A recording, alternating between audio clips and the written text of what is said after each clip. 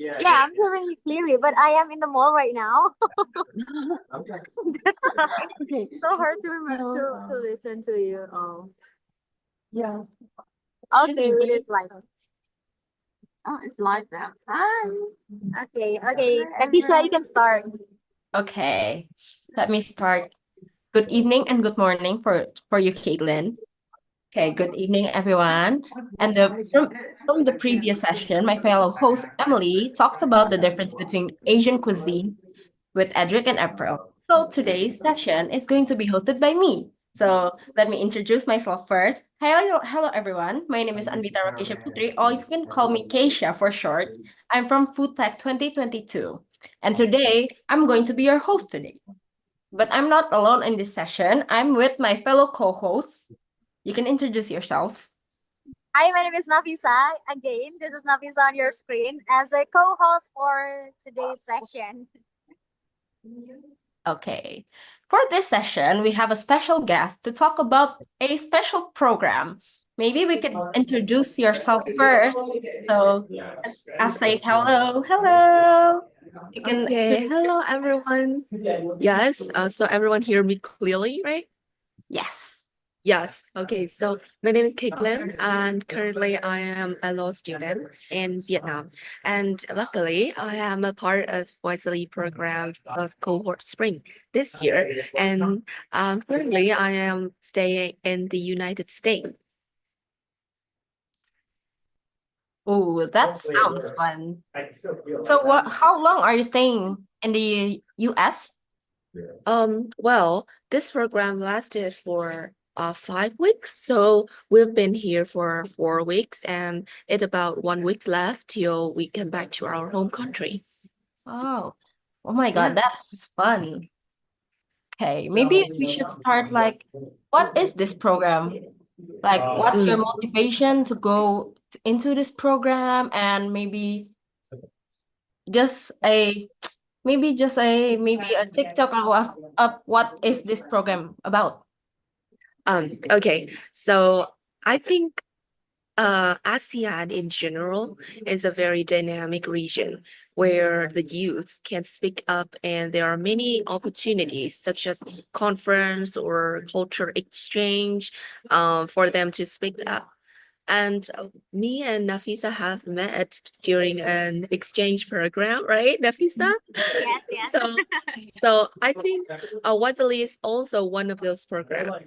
But the special thing about this program is that it's fully funded by the Department of State, which is the initiative of President Barack Obama back in 2013.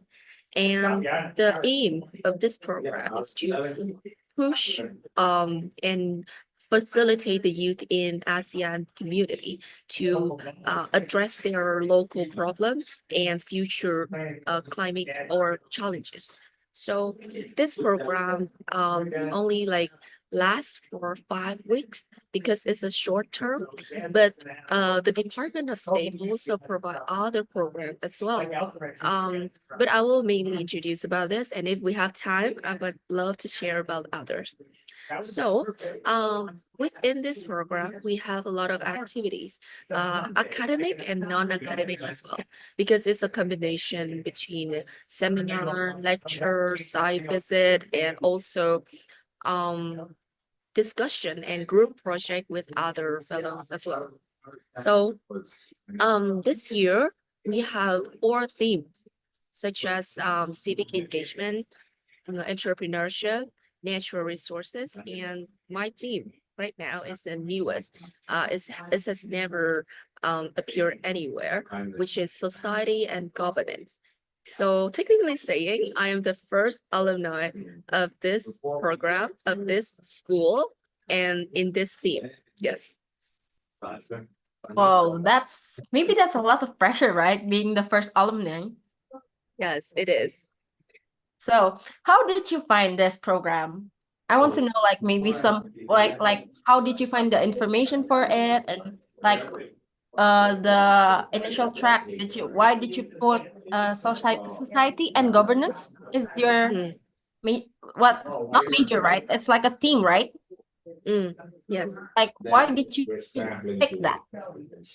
Okay. Thank you for your questions. First of all, this was like how to say accidentally. I uh, I scroll my Facebook and I am like how to say an active participant in the US Embassy activities in my home country. So they constantly sending newsletter in my email. And one upon a time this pop up. And it's quite unique for me because this is my first time applying to this program. And I read the eligibility as well as the duration of this program.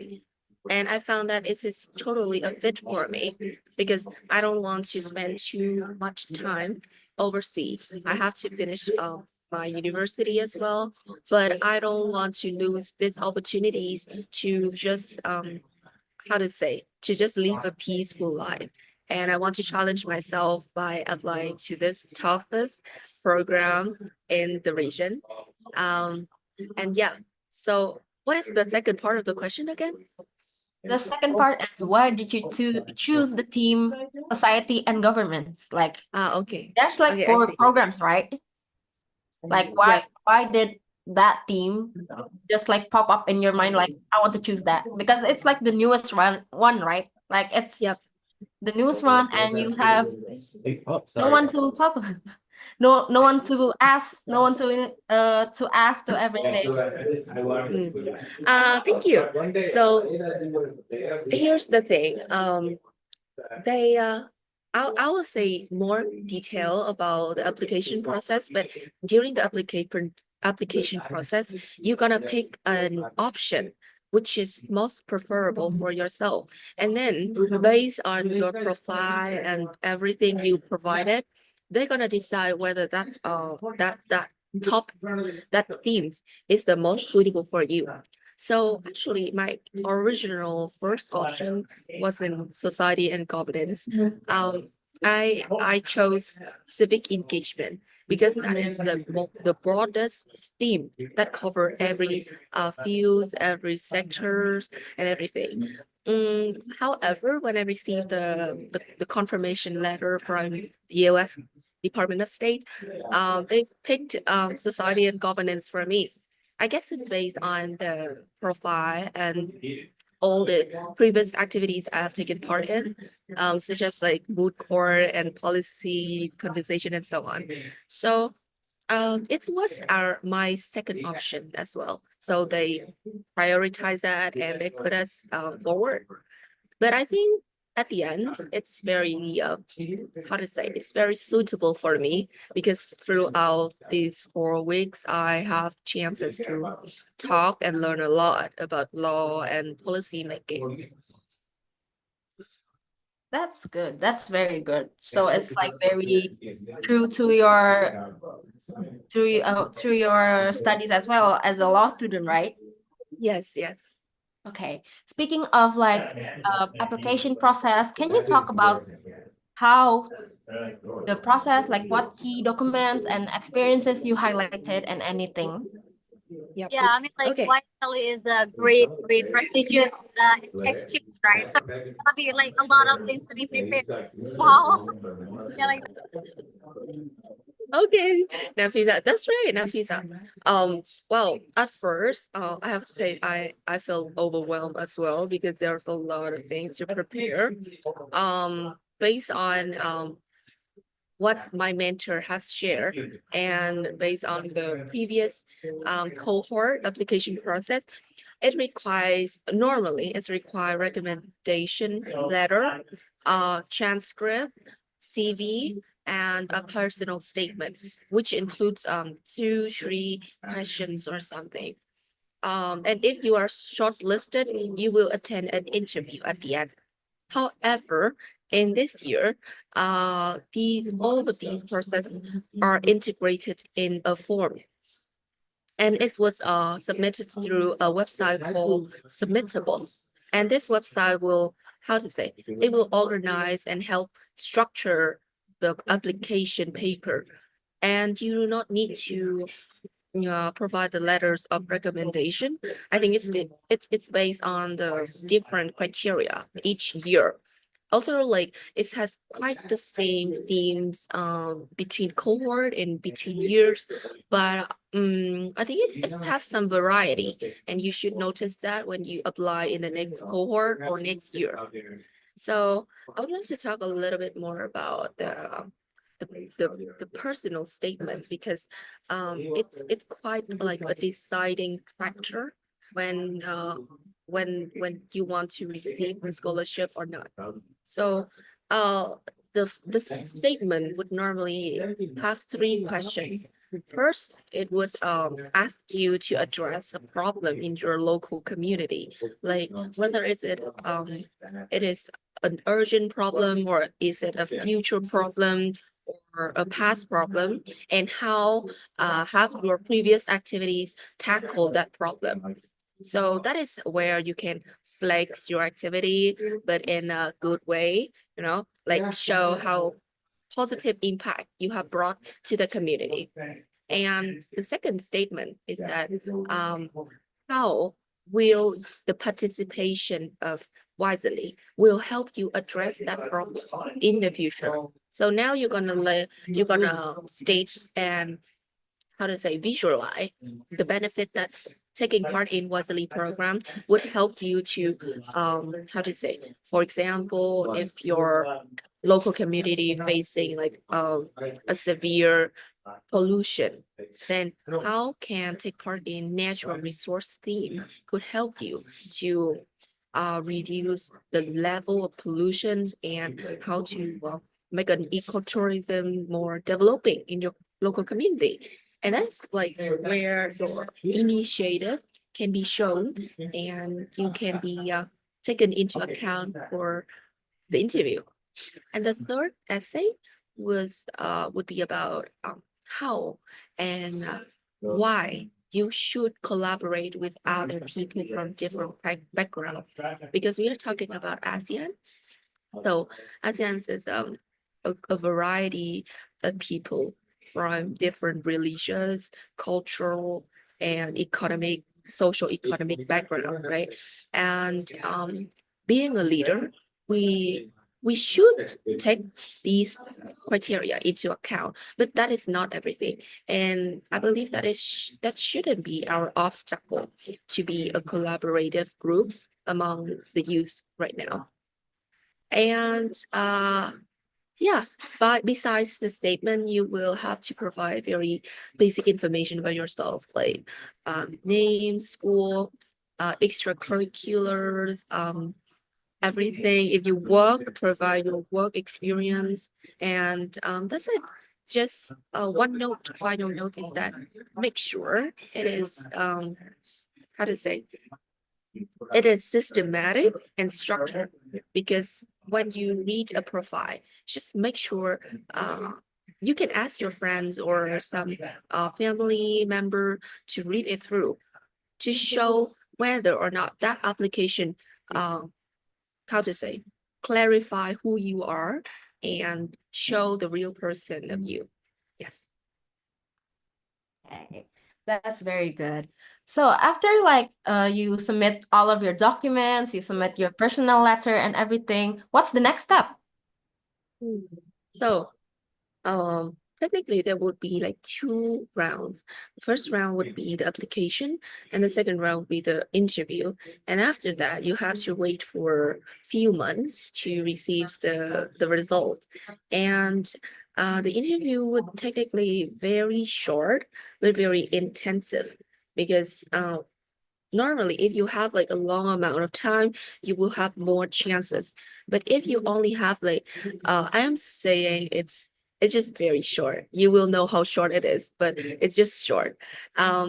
And with that short amount of time, you have to be confident, assertive, and decisive to how to say, determine what you're gonna say, and try not to say something repetitive with what you have stated in the statement, because that is how to say, that is where and when the interviewer can check your vibe, whether you can be a future leader or a potential fellow for this program or not. That's very, very good tip. Okay.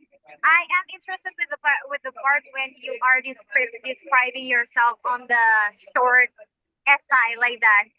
There's a thin difference between being flexing with yourself or being what is that, Hockey, right? confidently. How do you manage that? How do you manage being so confident with yourself but removing the part flexing, etc. You know what I mean?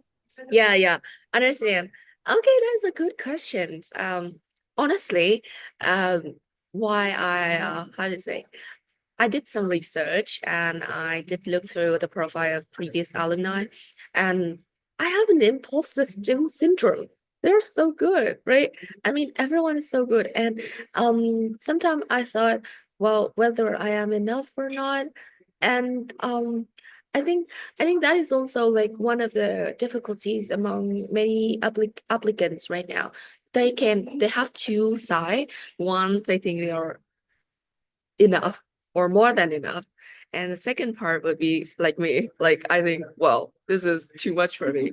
But then how to say, being confident doesn't mean you need to be perfect. You need to be confident about your flaw as well, your weaknesses. Like um as long as you can not acknowledge of your weaknesses and you have a clear path, a clear journey to fix on it, then that is also confident. And um, when you try to be a perfect profile, a perfect applicant, then it would be unrealistic because no one is perfect. Even the interviewer, right? Even the Department of State, even the US. So why we should be perfect when we could embrace our flaw? And that is how they look at uh our mindset, I think.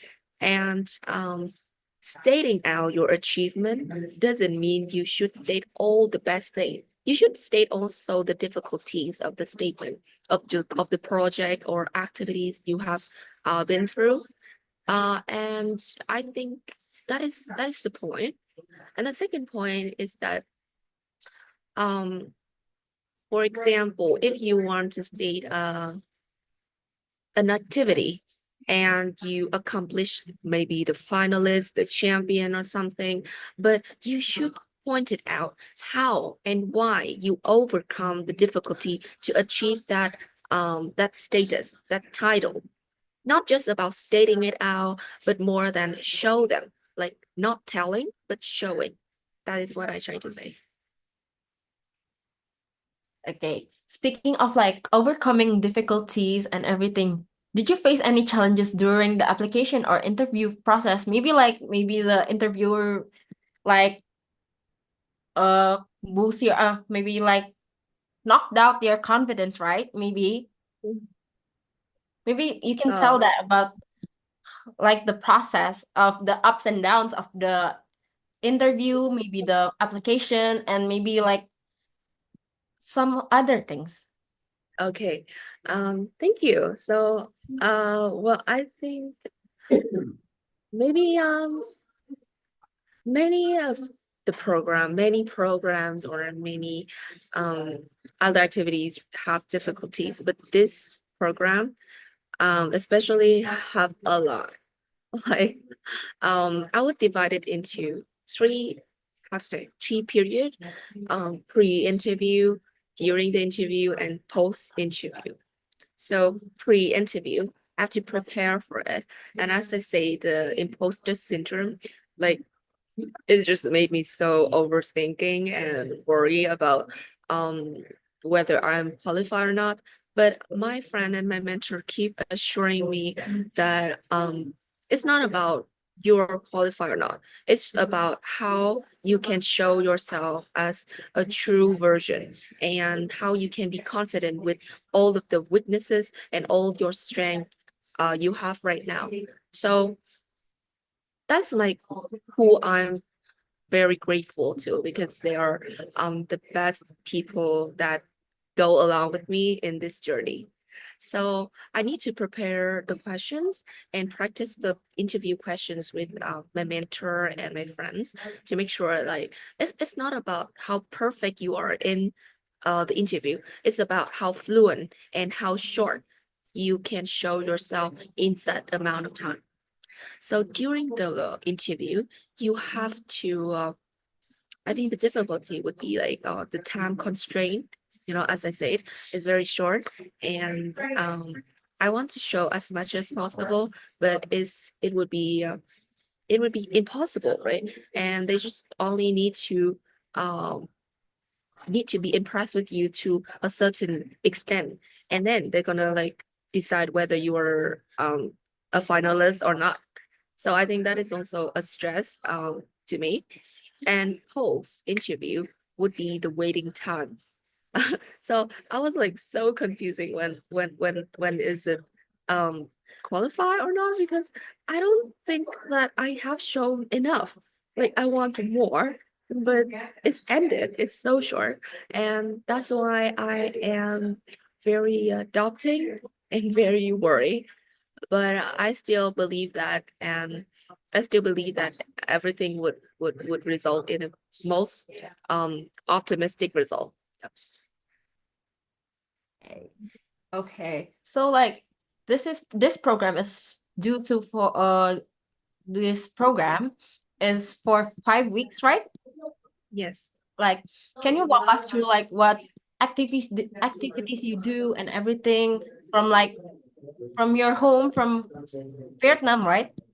Mm. Like, what are your maybe like I would do this first and I would do this first. You can like talk about your time in US. Okay. So you mean after being a Yes, finalist, right? after being a finalist. Okay. So thank you for your questions. I mean, how to say, when I received the confirmation, the acceptance letter from the Department of State, I well, that is it took a few months for the preparation process, from the orientation, the visa, um, the confirmation from our host university, and then I need to pack. I need to draw out what I'm gonna do, um, what I need to read in advance, what I should learn more before I go to this country. Like it can be culture, language, movies, if you're interested in cinematic field, um, policy, because my theme is about society and governance. So it's not purely a trip, it's about an academic trip. And if you want to make it successful, if you want to take the most out of it, you should prepare everything in terms of mental, physical, and academic. And I think one of the things I'm quite how to say happy to be prepared about is language. I learned a little bit of each language in each city, in each country, like in Thailand, in Burmese, in Indonesian, like Nafisa and many Indonesian friends has taught me a lot about Indonesian, and I really want to learn more about that. Yeah, and a little bit of Chinese, like language is like the bridge, and if you can master it or just know a little bit about that, you can be like very confident when you communicate with other fellows from different background. So that is how I prepare um before this program, because yeah, it's very happy and stressed at the same time. So second, when I actually land on this country, it's very how to say, it's very bright, it's very overwhelming, but it's also promising, because I have like the next 5 weeks to be an international student in this amazing country and university. So uh in the first week it's quite exhausting, because we have jet lag, we have a lot of problems. We need to adapt to this new environment and so on. And the weather in here is very, how to say, fluctuating. So we learned in the first week. I didn't remember very clearly, but we did have some lecture, and we walked through all the most basic information about how to live in America and how we should absorb and adopt the American culture. Yeah, to how to say, have a fulfilling experience in here. Uh, yeah, and then in the second week, we have a lot of site visits. We go to courtroom, uh, political office of the authority in here. We also have some group project discussion and our mentor in it. We learn how to make policy, how to learn about the government structure in here and put it in a comparison with our country. And this is really helpful because we can learn about American at the same time and about ASEAN countries at the same time via a comparison lens. So I think that is a very helpful, how to say, agenda, a very effective agenda to help every fellows make the most out of it. Besides, we also have fun time, like hanging out, discovering the neighborhood, and have some site visit. Niagara Falls. I know that. I know now. Yeah, right? It's very huge, and it's like near the border of America and Canada. And we technically pass the border to go over there. So it's huge, and that is one of the most stunning site visit we have. Okay. And then after that, we also go to New York City, and in New York City, we explore a lot of things, like how beautiful it is, and also how crazy it is at the same time. So, it's a very, how to say, diverse and overwhelming experience. And I think in terms of everything, I'm just really happy to be here and yeah, to be a part of this program. Speaking of like diversity and all, like how is it making friends there? Speaking like this program is from like ASEAN for ASEAN people, right? Like how Yeah. do you manage like making new friends, making sure you don't have culture shock as well because you're living in a whole different country for like 5 weeks. Okay, thank you. So, wow, that's a very interesting questions. Nafisa, how do you think about that? How What? do you think? How do you think about making friends with people from different backgrounds? Making friends with people from different background. I think you should have one problem at one time to be bingo. But no, yeah, I think you know the answer, Caitlin. Because how to say, Nafisa, I don't think she has any problem because she is so good at making friends from other countries. I can see that, Nafisa, I can see that. So to me, I think the best answer is that active listening and active observing, because everyone is different in terms of everything. Even my fellows from my own country is different from each other. So why not to mention other fellows from other countries, right?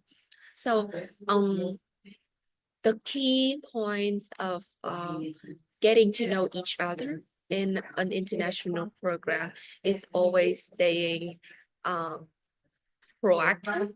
How to say, talk to them. Like, do not being fearful of maybe a people pleaser. Like, just being yourself. If you're shy, just let it be. If you're talkative, let it be. And trying to be a true version of yourself. I think like the point of participating in an international program is making the most out of it. And especially if the network you have in here, because most of the long lasting friendship is from this kind of activity. And yeah, like I have a very good friendship with Nafisa, with this amazing girl, and why shouldn't I take advantage of that, right? So here's the thing, and besides, if there are any, how to say, share interests, then you should like go together and explore the city, and enjoy the interest together. For for example, if you love, how to say, uh, doing exercise, running, for example, you can wake up early and then you can take part in, mm, uh, you can go to the gym, you can run around the city with your fellows that you think is a match for you. And then you guys can talk and yap about everything, like your country, the people, the weather. It's like a little small talk, but it contributes a lot to the friendship you have in the long term, in the long run. Hey, that's a very good. I think like Nafisa is like very good at making friends in general. She is a diplomat, Yeah, future future, diplomat. Okay, future diplomat. yeah. Speaking of like the program, like what like programs and like what type of like academics or maybe like curriculum maybe like did you do that impact your personal growth or like career decision that you were thinking? In here, Yeah, like maybe the program has something that maybe you don't think of it first, but when you do the program and you like share views with your friends and everything, you think like, oh, that's a great idea, maybe. Is there any like point of view, like personal programs that impacted your growth?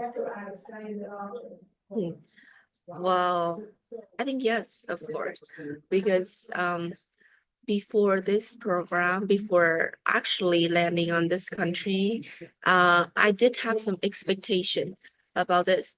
And it's beyond my expectation, of course.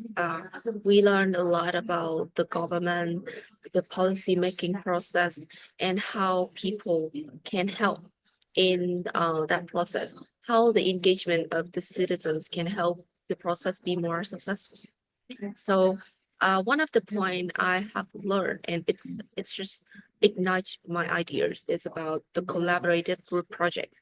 I got chances to work with other fellows from different countries to come up with a project that help um, alleviates a problem in the local area. And the project is very successful. We did have a great work together, a very constructive discussions and argument, and I think it really helped me and make me more inspired by those ideas from different people from different country. And it made me want to become, how to say, it's make me want to have more and more projects in the future. It's not just about being a part of a firm, being a part of an organization that has like a stable job or a 9 to 5 career, but it's more like how you can using your passion, your empathy, and your smartness in developing and alleviating problems, the difficulties that people are facing right now in the region and in your home country. So before this trip, I think that is quite impossible and it's very hard. Not to mention it's just unbelievable to work with other people in different country, and we cannot meet, we cannot see each other in like a frequent amount of time. Everyone has their own business and their own pathway, and how we can make that align with our vision about how we can a possible and positive future leader of this region of ASEAN community. So that is also one of the new thing. It changed my mind. It shifted my mindset. The second part is about how you can raise your voice in a lot of problems in your country. It depends on the political issues in your country as well. But in general, there are many opportunities for the youth to raise their voice regarding regarding everything.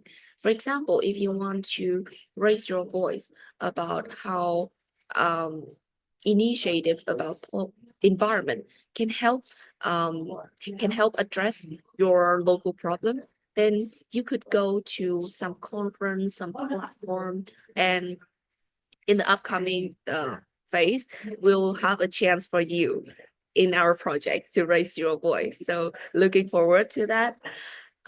Besides, I think it's also about staying connected with all the professors, all the people and teachers you have met in your whole life, not just to say in here, because some students have a mindset that teachers are only teachers, but no, they are more than that. They are your mentor, can be your possible friends, mentors, and they can help you in terms of a lot of things, not just about academic and intellectual. So make sure you can stay connected with all people who you have attend their lecture, and also um, always being, how to say, genuine to yourself. Like if you're facing any difficulties and you need any support from anyone you think are able to help you, then you should reach out. Like for example, when I have a question regarding the lecture of my professor in here, he was teaching us about the US government. I emailed him and asked him a few questions about the beginning, because I was kind of lost at the beginning. Uh, how this gonna help when I bring back home, and what I can learn from the US government structure. And he replied like with a full and long explanation. So some student might think, well, is it like too weird to reach out professor after the class? Or is it like disturb him, is annoying him or not? But turns out conversely, teachers really like questions, and as long as you ask a very appropriate and constructive questions, then they are always welcome. So just make sure 3 point, um, being proactive, active listening, and always welcome curiosity. Speaking of like professors and everything, did you do any like collaborative jobs with them? Maybe like do a program, or not just professors and teachers and everything. Maybe like alumni and from different teams, maybe a cross team program and everything. Yeah. Um, you'll see. I think that would be in the long run at whole. Currently I am working on a project with some alumni, and that would be very promising. I cannot go into detail right now, but it would be a chance for all of us and all the audience in here to be a part of ASEAN's conversation. We could speak up to our own problem freely and proactively, and you're gonna have a lot of chances to be a part of many prestigious community, for example, YSEALI. And because we are here, we are all willing to help you, and it would be our pleasure to share all this information and help the youth in ASEAN more thriving. So in the future, I hope that I could have more chances, and yeah, I think it's totally possible to work with Indonesian group, Singaporean group. All of us can maybe come up with some initiatives to work together. And during along with the project, professors can play an important role. They can be our mentor, but also be a, how to say, a stress reliever. You know, talking to them and talking, how to say, informally about your problems can help you to relieve a lot. Like your stress and your burden will ultimately lie on the ground, because I received a question and an advice from my professors that you don't have to be perfect, and you don't have to be multitasking at the same time, because that would be very ruining and destructive to your career. And as long as you can focus one thing at a time, you will be you will be successful. Like, it's like you get the clear vision about what you want to do at a certain amount of time, then you should put 100% of concentration on it, not divided into other things. So I think professors very important, and you should have not necessarily a professor, but a mentor, an expert in that field. Yes. Okay, maybe I will look forward to your program. Maybe this program is for the long run, right? Yes.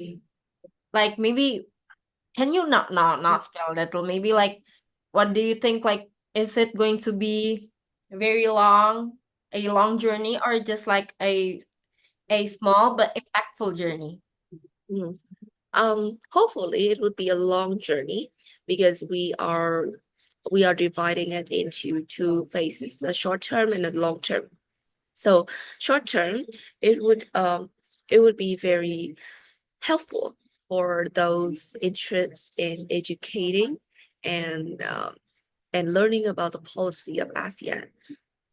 And this project would be a brand new initiative that I think it's really draw a lot of attractions from especially the students, the youth. Um, and in the long run, this project would serve as a basis for future policy making and integrations in each country education curriculum.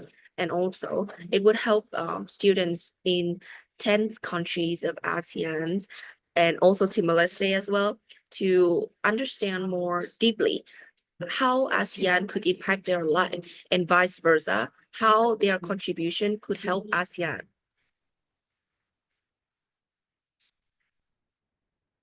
Hey, that's very, very good. I hope we can see that program very, very soon, maybe. Maybe like is there any unexpected or surprising part of your YSEALI program that you like, oh my God, like this is why I'm here. Okay. Wow. Uh, so you mean like why? Wow, this is the exact part I'm looking for, right? Yes, like maybe like any Mm. programs or unexpected part, like maybe this is like this is this is why I'm here. This is why I am in the program and everything. Mm. Okay, so what assured you that you're a finalist of this program? Okay, so first of all, I want to say that um my coordinator in my home country once said, uh although you are coach selected, it doesn't mean you are the best. So I just want to say that if someone didn't get into this program this year, doesn't mean you are not good. It's just about the appropriation, the suitability of yourself at this time to this program. So maybe next year or even next year, and you'll be accepted. It's fine, totally fine. So to me, first of all, I think about the culture. I can feel it, and I can adapt to it very easily, because I have some exposure to American culture beforehand already. So this is one of my advantage in here, and I think I've shown that through my interview. So that is one of the reason I am here. The secondly is about how I annoyingly keep asking questions to my professor because because I have a lot of questions when once a lecture finish, or once they ask me something, and then the conversation just keep going and going and going.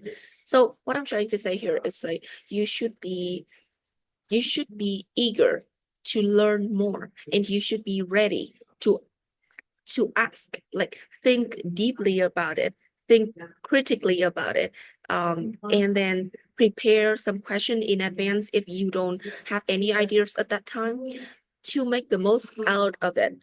For example, you gotta meet a professor once in a lifetime. He is very prestigious. He could be a governor or a mayor of the city, and you have chances to talk to him in person. So why shouldn't you be prepared and just ask, right? I just say ask would be the best. The third point is that I think because of my background, which I have worked and I have I have exposed to a lot of backgrounds in ASEAN, a lot of friends, a lot of religions and also languages.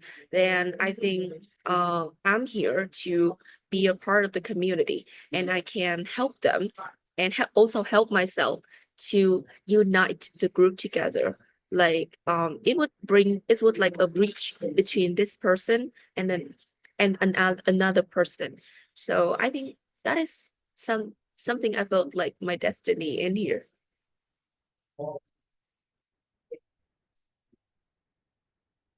That's very motivating. Maybe like speaking of like if you feel like you're not qualified enough, do you have any like advice for someone who is passionate about making a difference, but they feel like they're not enough to apply, or maybe like they are scared to apply? If you have like any tips and tricks about that. Okay.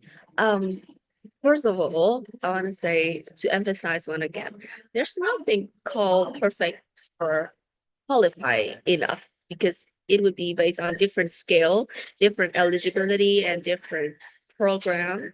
So it's just about getting better day by day. And if you are still willing to change yourself into a better version, into a better person, then you will totally qualify. Not now, but maybe in the future. Just think of it as an impossible thing, not an impossible thing. Then it will help because there's a law in the universe called Murphy law. It's like when you think it can happen, then it will happen, right? So uh, you don't need to be the most qualified. You need to be genuine, committed, and open to learning, as I said. So wisely values people who take initiatives, even like the smallest one. So if you can see and you can recognize some small grassroots changes you could make, then you should brace it out. You should speak it up. Then you can help maybe run a school project. It's just need to be in a small scale, but you can delve deeply in the meaning of helping other.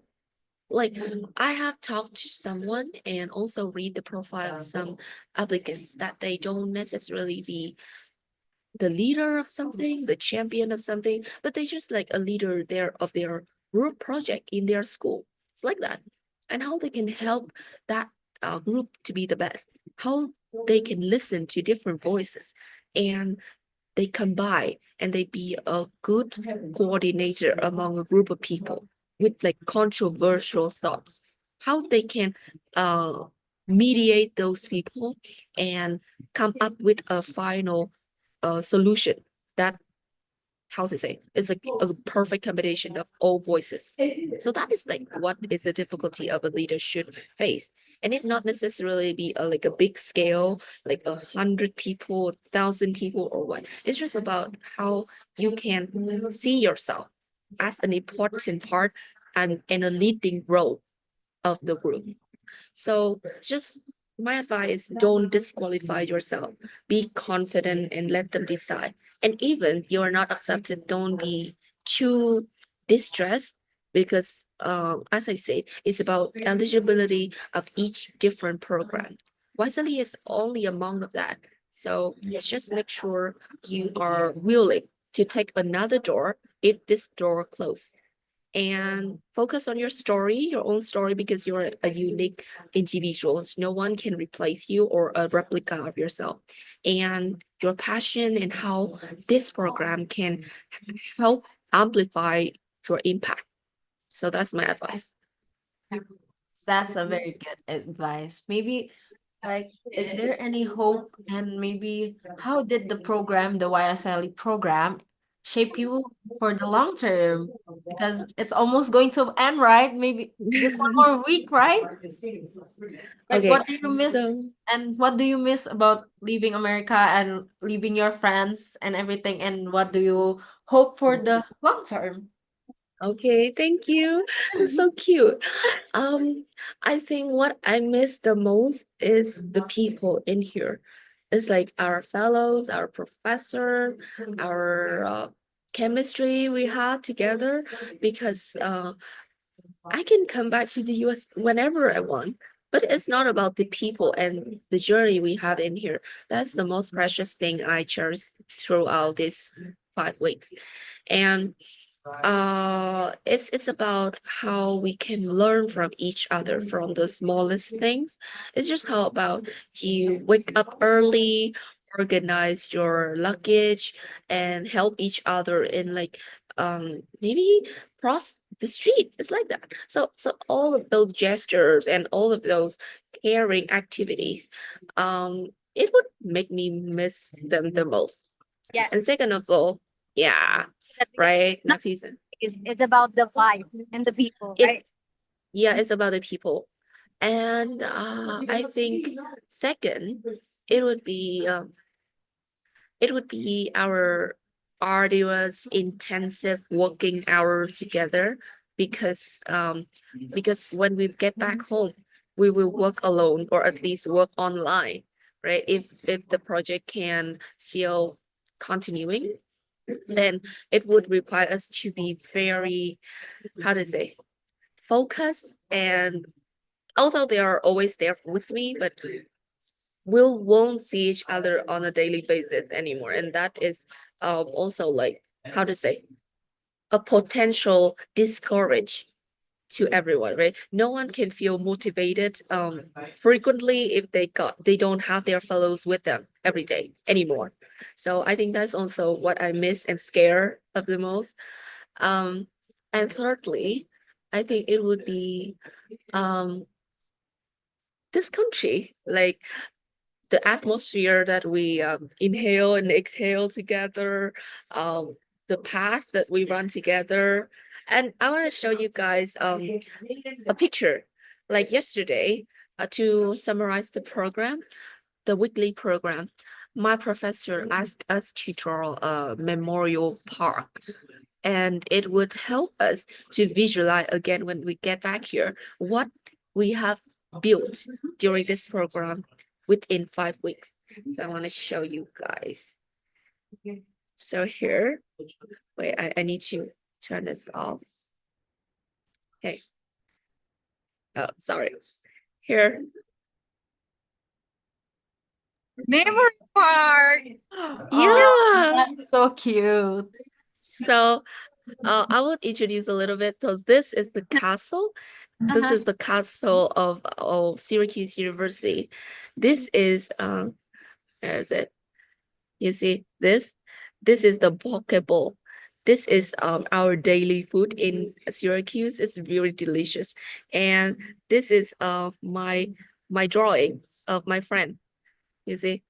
Like this group of friends, and this is one of my friend from Indonesia. Her name is Alu, and she is studying master in University of Indonesia.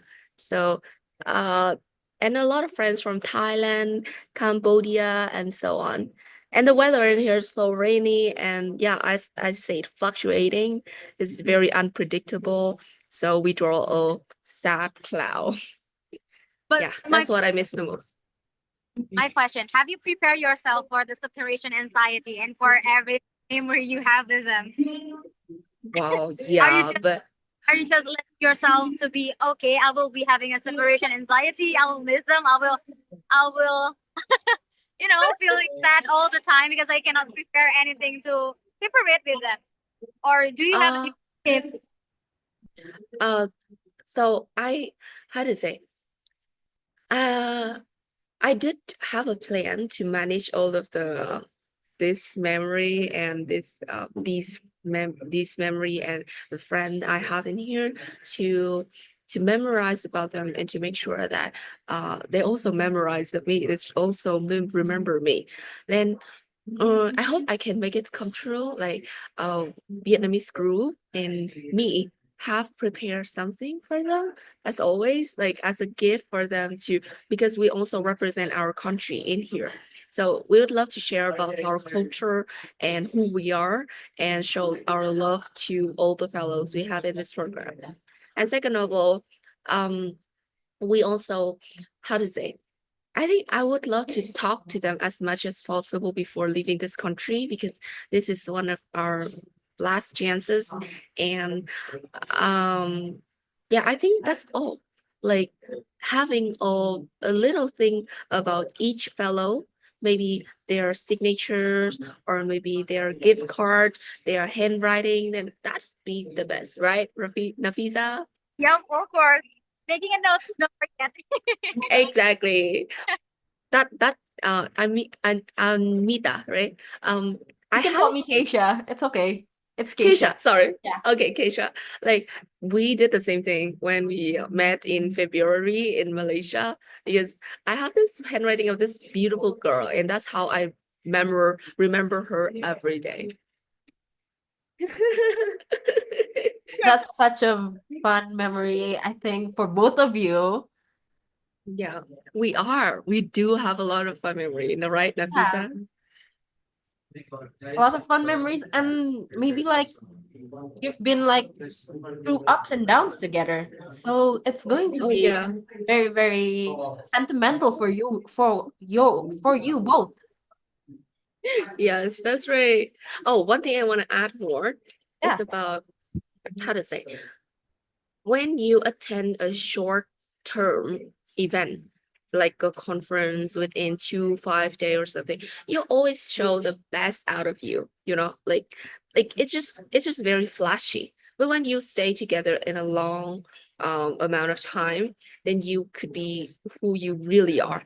And in terms of everything, in terms of your lows and your ups moment, when you are feeling tired, they are always there to see you. When you are feeling happy, energetic, they're also there. So you don't have to be, how to say, to be pretending like another version, another perfect version. Just be yourself, like throughout the beginning till the end. And I think that will help to manage and balance out your energy, not to drain it out from the very first week, but also not leaving it till the last week to show.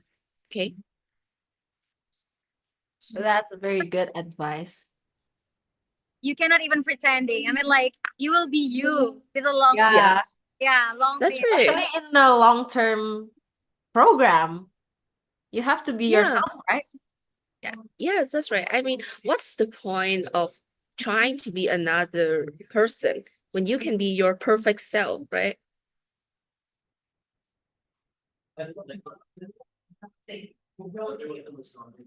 Yeah, that's very, very good. Maybe we have like some questions right now, Fisa, from the Instagram. Maybe we can Oh, pick really? yeah. We asked Okay.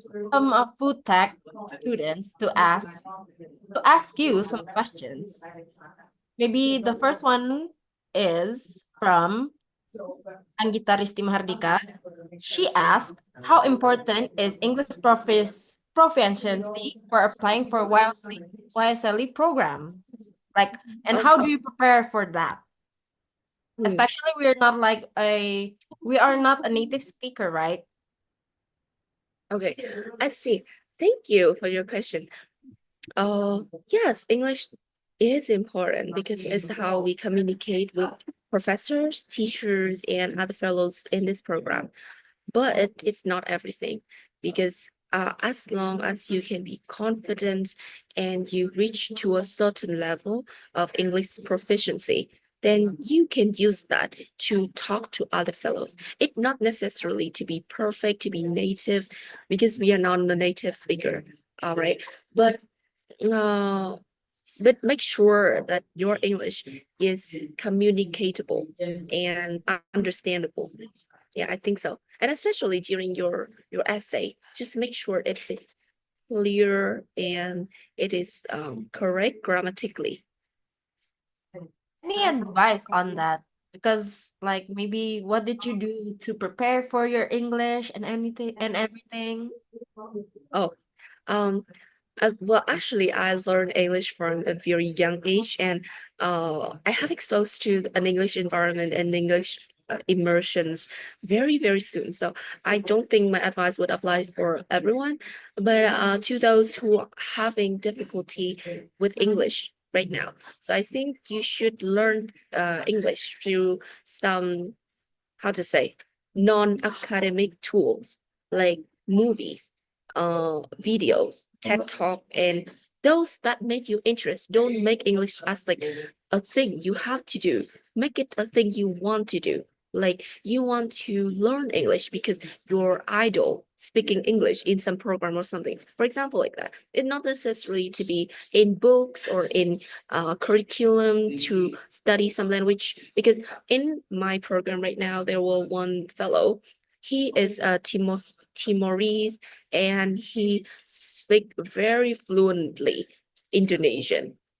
And I asked, how can you learn language like that? And he said, just through movies, because I watch a lot of Indonesian movie from childhood.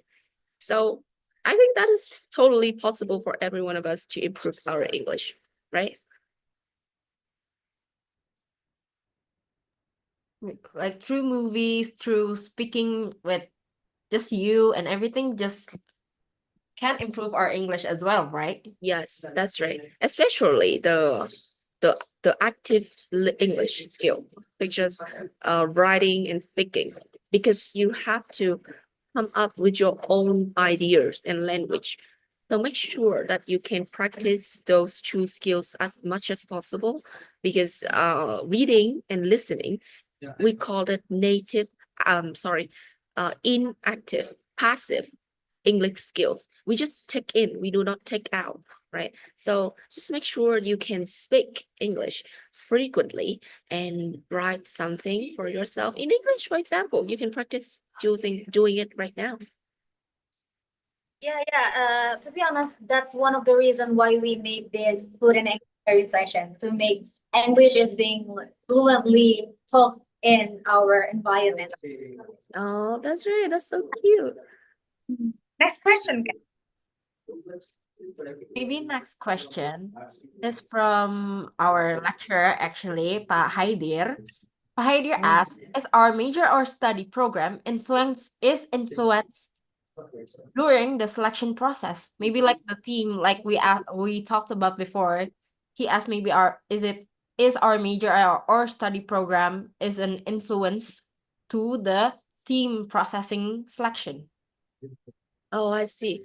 Uh, so I will understand your question as do your major in university affect the selection of Yeah. your, okay, I see. So I don't think that would be a deciding factor, because as I said, my theme right now is a society and governance, which the main content of this theme is about teaching how the rule of law and policy making would help address current challenges. But a lot of fellows come from different backgrounds, like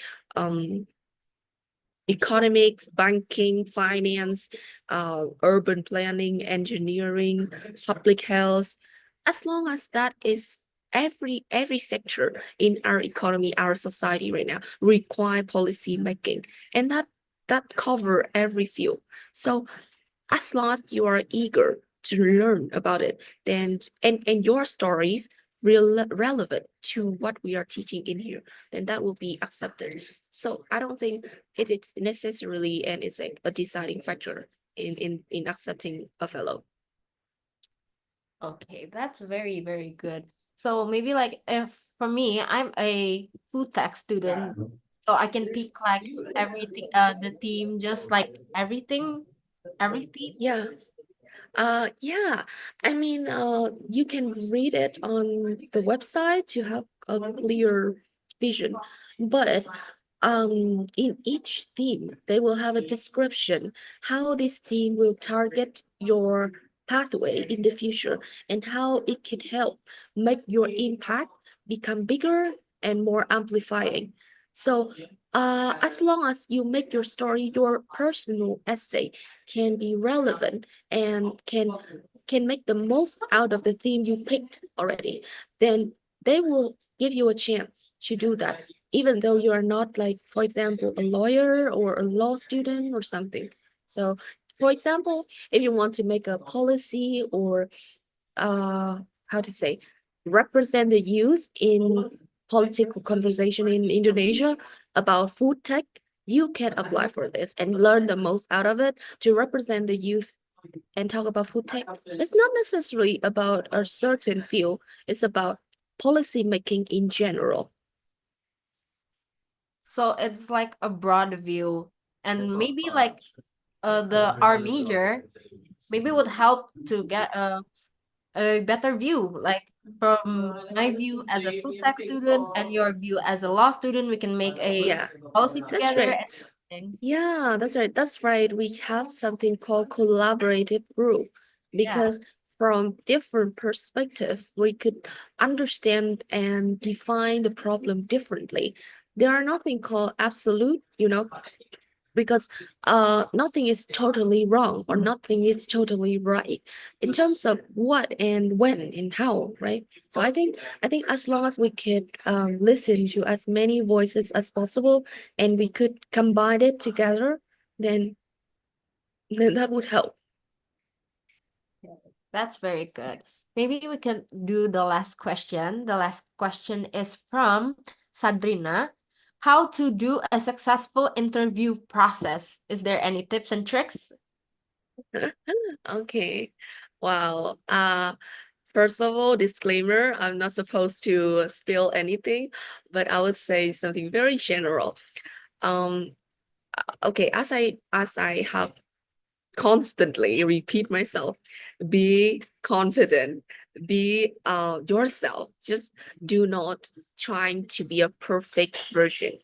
And you should mm, you should read your essays over and over again and self-identifying what is the key thing you're trying to say about yourself through the essay and how you want to make it clearer through the interview.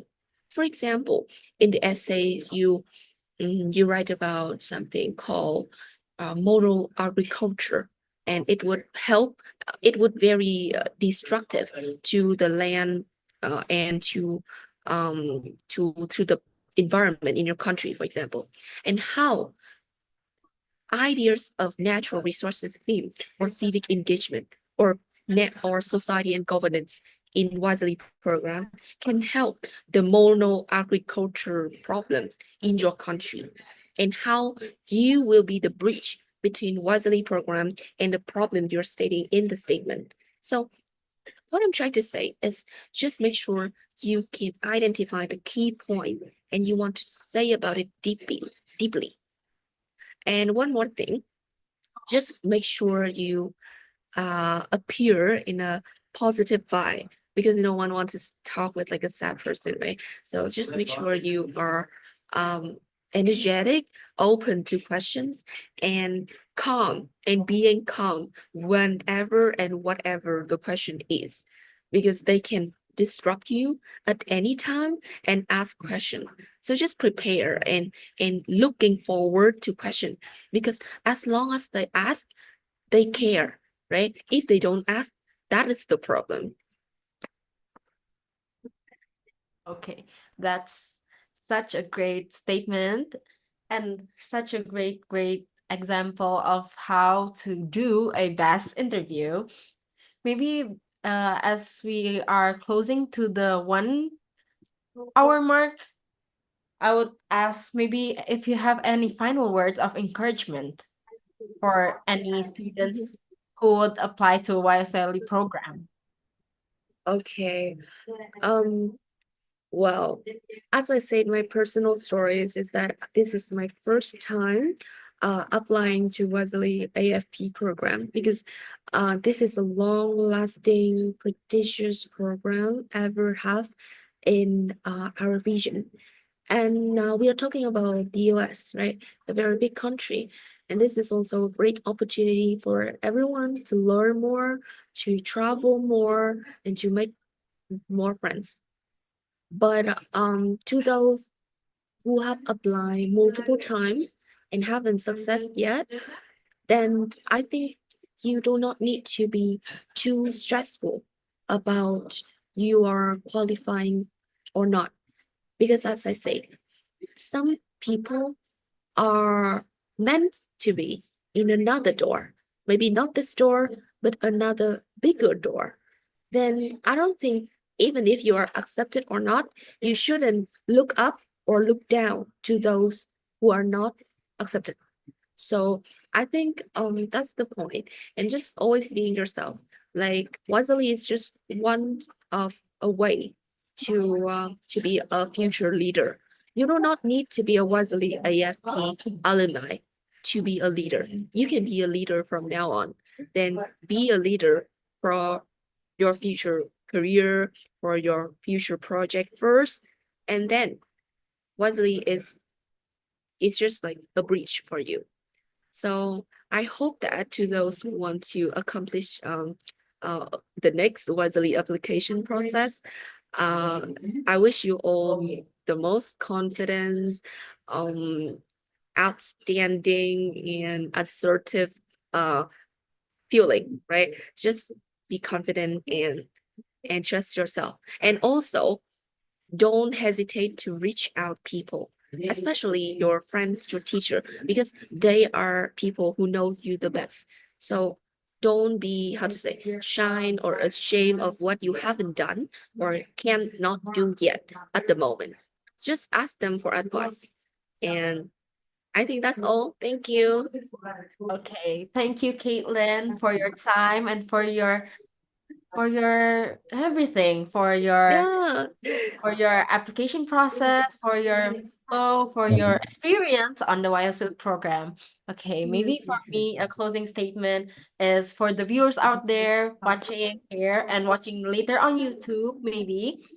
I hope this talk will help to view another program like the YSL program and everything, build a career, build a program to help future leaders. And for Caitlin Mm. and I, thank you so much for your time and everything. Good morning there. Thank you. Thank Thank you, you for Kesha. Thank thank you, you for our your time. beautiful. Yes, okay. Thank you. So, goodbye, all audience, and hope you see you guys in future seminar. I hope Yeah, so. thank you so much. So see Thank you soon. you. See you on the next Yes, session. Bye bye, everybody. Bye bye, thank Caitlin. you. Bye bye, Kesha.